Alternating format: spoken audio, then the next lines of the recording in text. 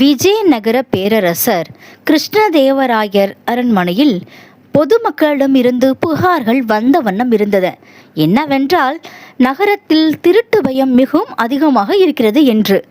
இதற்கு என்ன செய்வது என்று யோசித்த கிருஷ்ணதேவராயர் தென்னாலிராமரை அழைத்தார். தென்னாலிராமரே, நகரத்தில் திருட்டு பயம் அதிகமாக இருக்கிறது, இதற்கு ஏதேனும் வழி செய்யுங்கள் அப்படின்னு சொன்னாரு. உடனே தென்னாலிராமன், அப்படியே ஆகட்டும் அரசே அப்படின்னு சொல்லிட்டு ஒரு யோசனை பண்ணாரு. அந்த ஊர்ல மிகப்பெரிய வணிகர் ஒருத்தர் இருந்தார்.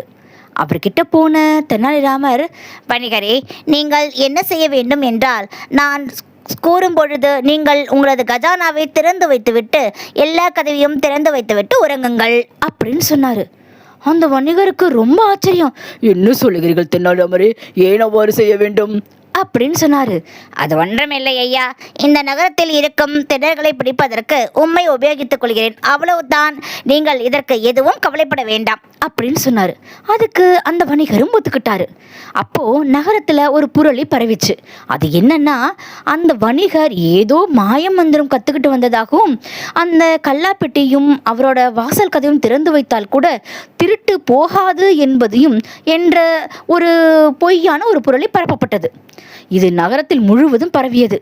அன்று இரவு அவரது வீட்டிற்கு திருடர்கள் வந்தார்கள், திருடிவிட்டு சென்றார்கள். அடுத்த நாள் காலையில் அவரது வீட்டில் திருட்டு போய்விட்டது என்ற செய்தி மன்னருக்கு வந்தது. என்ன தெனாலிராமரே இது, அவரது வீட்டில் திருட்டு போய்விட்டதே அப்படின்னு மன்னர் கேட்டார்.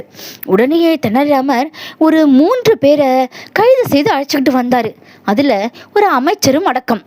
என்ன தெனாலிராமர் இது, இந்த அமைச்சரையும் எதற்காக கைது செய்து அழைத்து வந்தீர்கள் அப்படின்னு மன்னர் கோமா கேட்டாரு. அதுக்கு தெனாலிராமர், அரசே, நான் அந்த வணிகரது வீட்டில் கருப்பு நிறத்தில் ஆன ஒரு மையை வீடு முழுவதும் தடவி வைத்தேன்.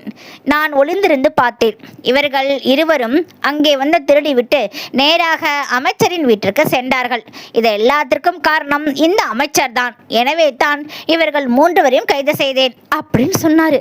தெனாலிராமரோட புத்திசாலித்தனத்தை கிருஷ்ணதேவராயர் வெகுவா பாராட்டினாரு. அவருக்கு தான் கழுத்துல இருந்த முத்து மாலை கட்டி பரிசு கொடுத்தாரு. குழந்தைகளே, பல நாள் திருடன் ஒரு நாள் அகப்படுவான். எல்லாரையும் எல்லா நாளும் ஏமாத்திட்டு இருக்க முடியாது. ஆமா தானே குட்டீஸ்? என்னோட சேனலுக்கு சப்ஸ்கிரைப்